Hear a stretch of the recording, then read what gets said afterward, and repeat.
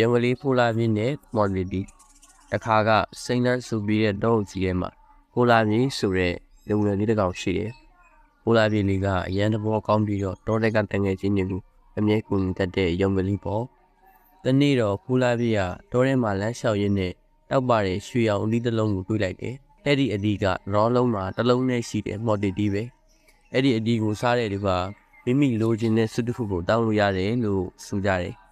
ဖိုးလာပြင်းကအရန်ပိုက်စာနေတာကြောင့်ဒီအဒီလေးကိုငါတယောက်တည်းစားလိုက်ရင်ကောင်းမှာပဲလို့စဉ်းစားမိတယ်ဖိုးလာပြင်းလေးအဒီကိုကိုင်ပြီးအိမ်ပြန်လာတဲ့လမ်းမှာစင်ကလေးတစ်ကောင်ကဖိုးလာပြင်း